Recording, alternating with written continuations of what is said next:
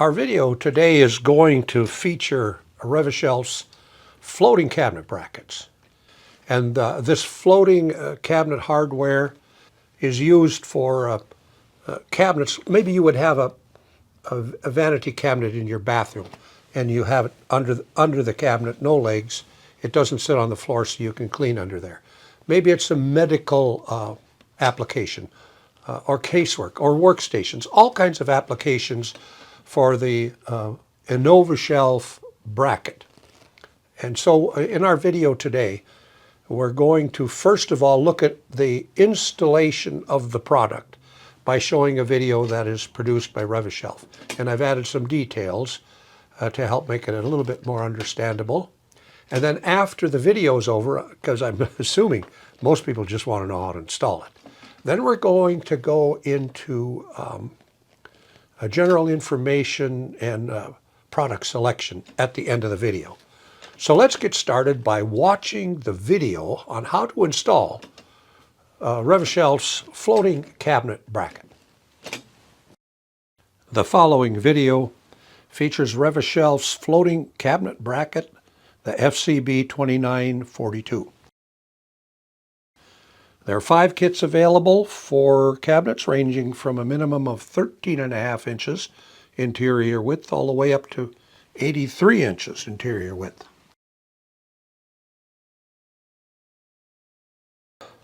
Locate the center brace, 4 channel nuts, and 8 half-inch bolts. Using the half-inch bolts, loosely attach the 4 channel nuts with the bulges facing down to each end of the center brace. The bolts require the use of a T30 Torx drive. Slide a mounting rail on each end of the center brace. Don't tighten the bolts yet.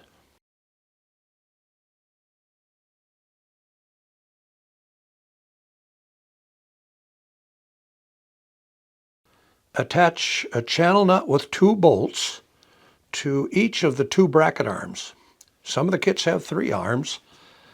Orient the arrows on the bracket arms so they point to the mounting rails as you see in the image.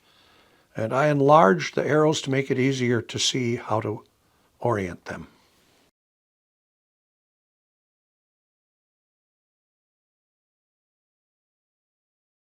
Now slide the bracket arms with the channel nuts attached to each end of the mounting rail and brace assembly. Align the bracket arms so they're flush with the ends of the mounting rail and brace assembly. If necessary, for maximum width application, the bracket arms can extend 5/8 inch beyond the mounting rails.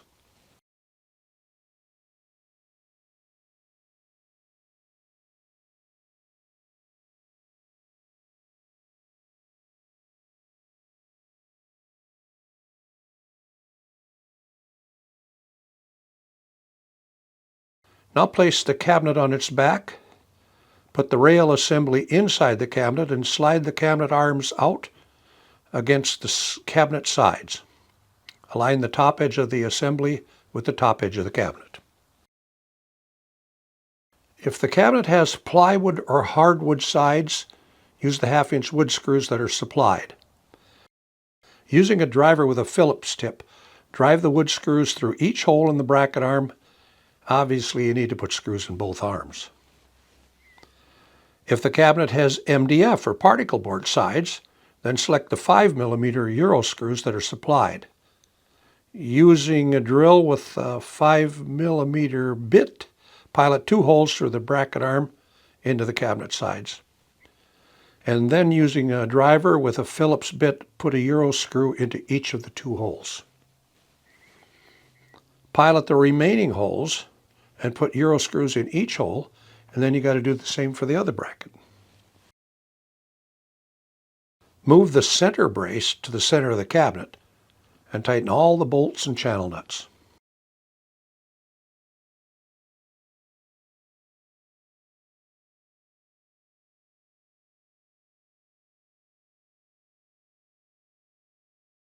Use a level to draw a horizontal line on the wall where you want the top of the cabinet to be located. and then draw vertical lines on the wall where the ends of the cabinets will be.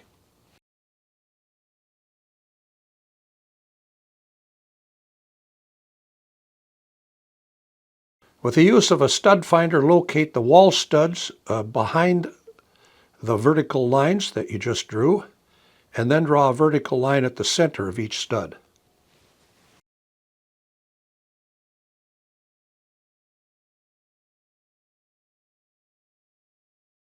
Transfer the stud locations to the top of the back of the cabinet.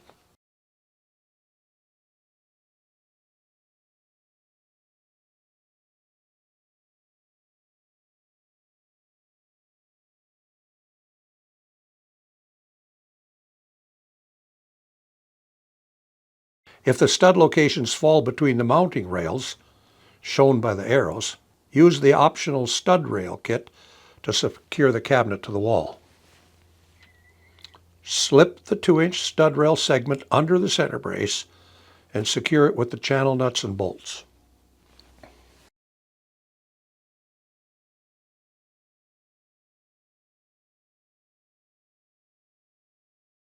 Use a 5/16" bit to drill 2 holes in the cabinet rails at the location of each wall stud marked on the cabinet, one on the top of the rail and another on the bottom.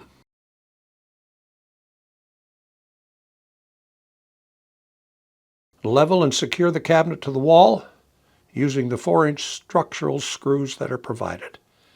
A T30 Torx drive is required.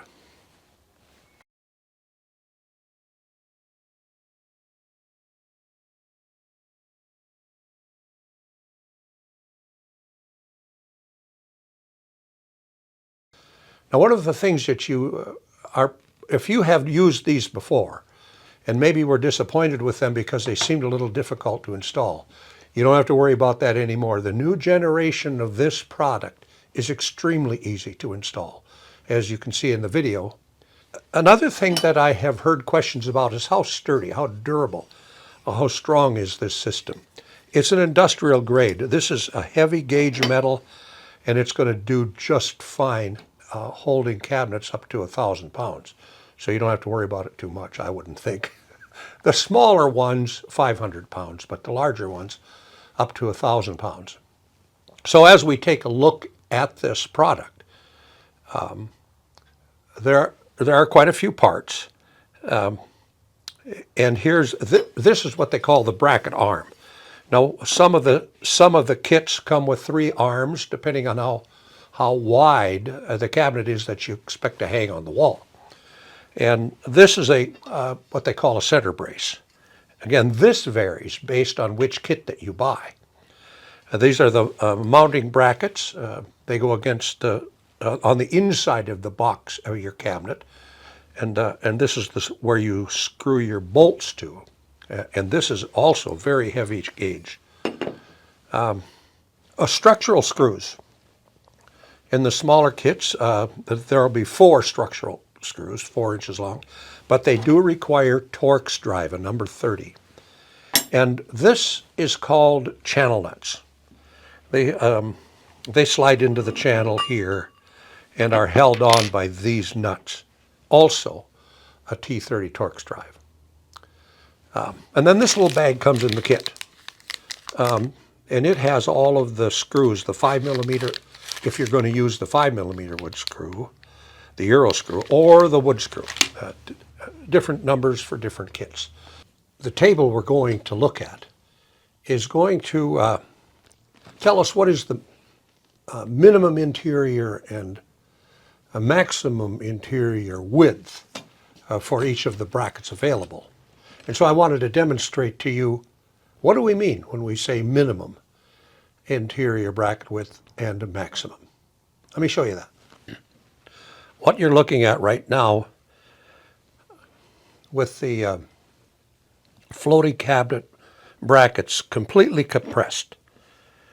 The mounting rails, the center brace, everything is pushed as far together as you can get it.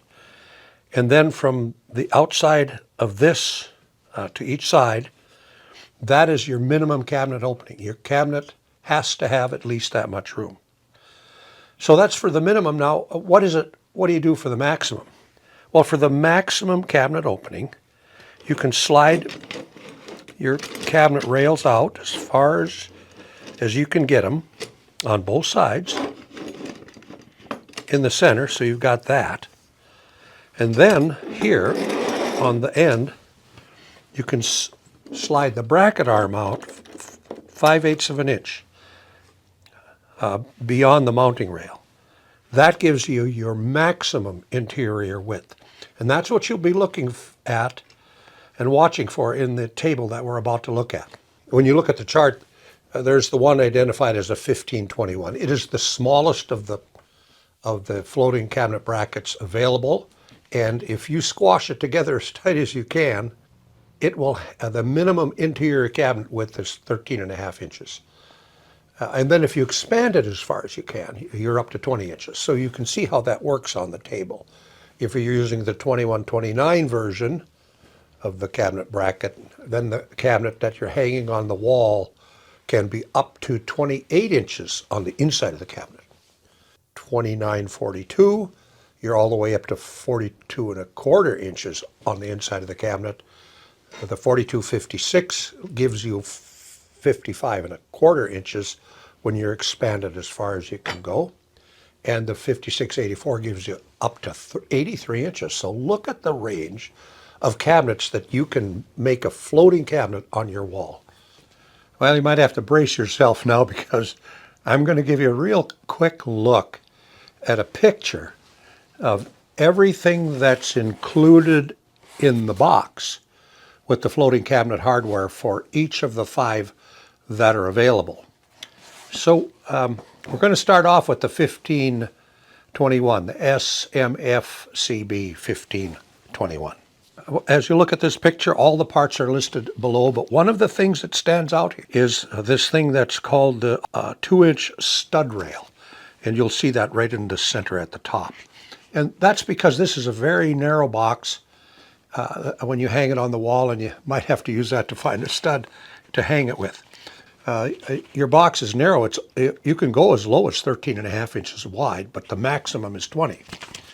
And now let's take a look at the 2129, where you have a width range from 19.5 to 28. It also includes the stud rail kit for helping to find a stud, because these boxes are quite narrow.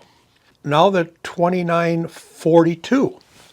Here you see that the center brace is getting quite long because, as you can see, 27.5 inch to 42.25 inches is your range. Moving on to the one that we call the 4256, with the range from 40.5 to 55.25 for the inside of your cabinet. Now you'll notice that the bracket arms, there's 3 of them now in this kit. Structural screws, there's 6 of them. So more screws to attach your thing. And finally, on the 5684, again, we have these 3 bracket arms, 2 very long channel rails, 3 mounting rails. There's a lot of stuff there. And there's 8 structural screws to hold it. So pick from the 5. There should be something that'll work for your application. The floating cabinet bracket by Rev-A-Shelf, it's a really good product. And you'll want to look at the 5 options that are available and the different size cabinets that you can hang from the wall. They really made this into something that's extremely useful in the cabinet industry, or even for a hobbyist at home. So I appreciate that you watched the video. I hope you enjoyed it. If you did, give us the thumbs up, share it with your friends, and subscribe. And thanks again for watching.